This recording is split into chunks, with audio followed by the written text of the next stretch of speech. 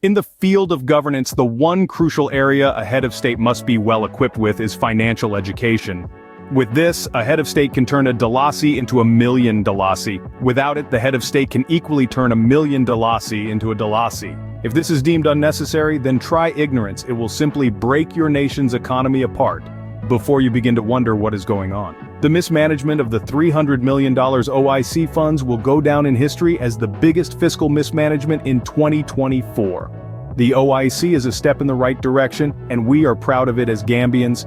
But with a financially illiterate government in charge of its funds, this only spells one thing: uncalculated spending. Stay tuned as we bring you the worst government spending of all time. Let's dive right in.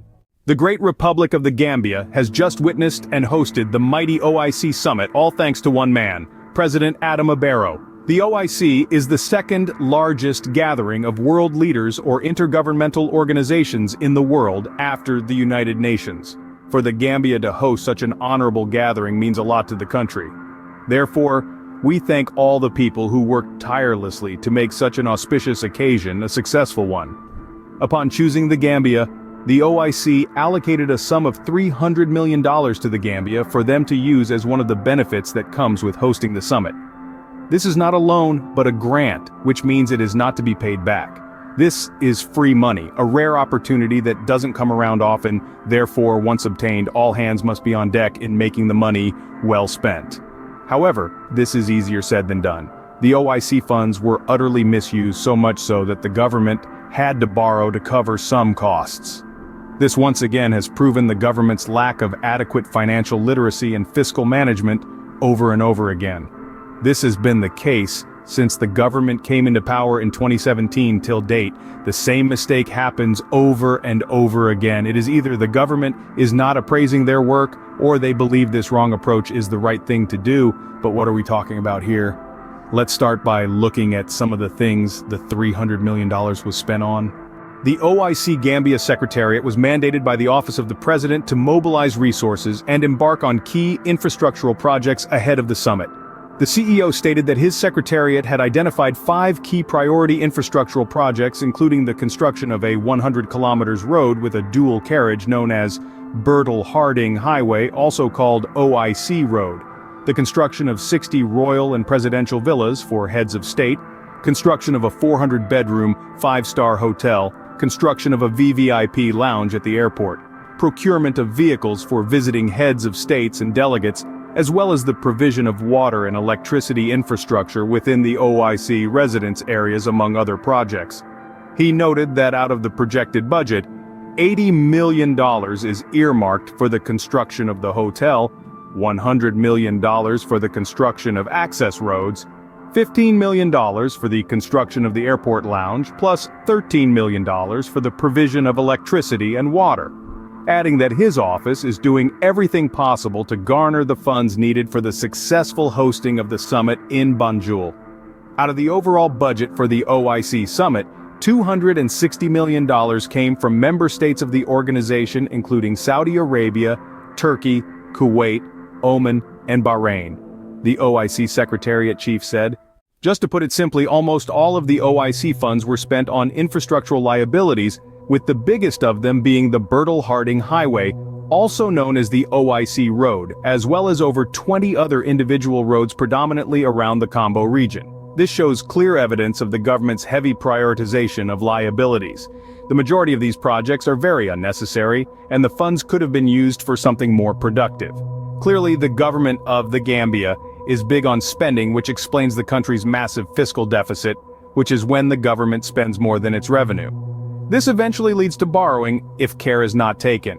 This is the situation of the little Gambia. The government often complains of not having enough funds. Despite this, they are unwilling to give up their careless and uncalculated spending.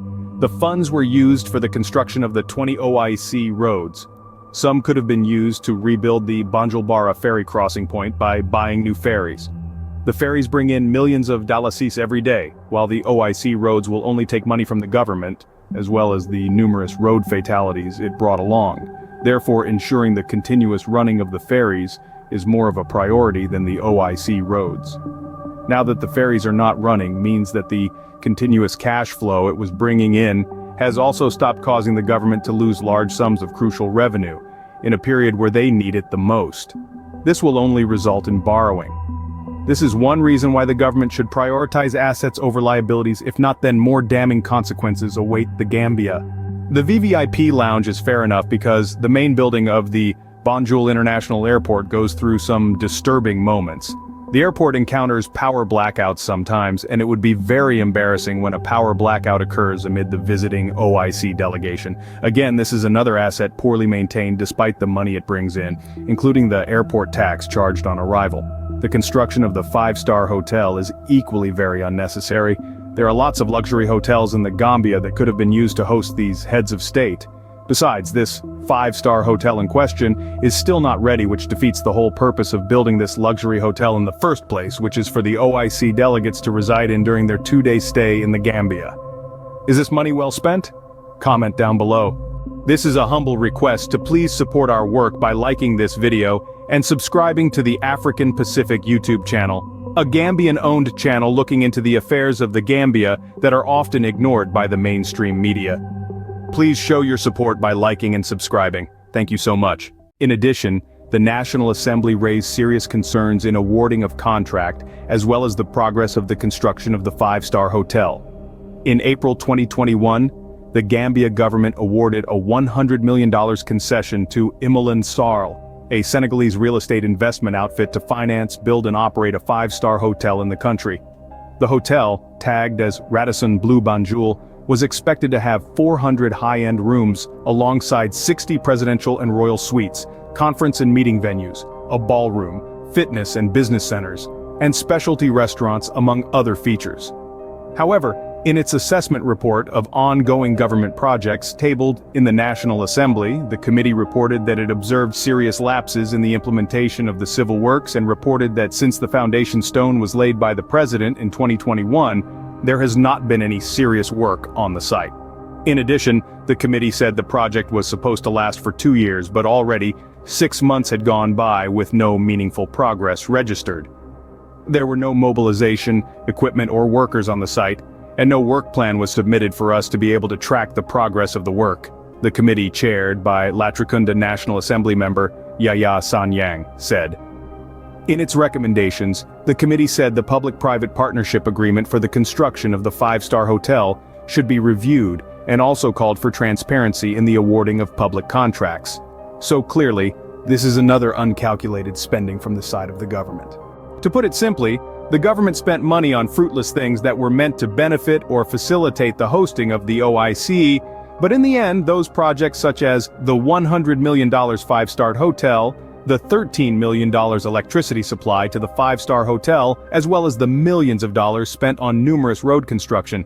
This caused the OIC funds to be exhausted, led to the Q Group coming to the rescue as they purchased the 89 high-end luxury vehicles on behalf of the government. According to the president of the Q Group, Muhammad Jah, the government doesn't have funds for the purchase, so they decided to step in and pre-finance the venture. Since the OIC funds were exhausted, this could mean that taxpayers' money will likely be used to pay back the funds used to purchase the 89 luxury vehicles by the Q Group. The funds used could be used to fund the hospitals, especially the Edward Francis Small Teaching Hospital, which used to have just one kidney dialysis machine. This is a humble reminder to please like this video and subscribe to the African Pacific YouTube channel. Thank you so much, much appreciated. Clearly the government is not learning its lessons, hence the reason the same mistakes are coming up again and again. There is no form of self-reflection or appraisal by the government. To make matters worse, the government's advisors, as well as those ignorant people following the government, are simply blind or oblivious to the ubiquitous nature of the colossal financial mismanagement by the government. By the time they realize this, it will be too late, and the damage will be irreparable. In this manner, the destruction of our beloved tiny nation, the Gambia, accelerates. This is the end of this video. Please don't forget to like, share, and subscribe. Thanks for watching. Stay safe, stay informed.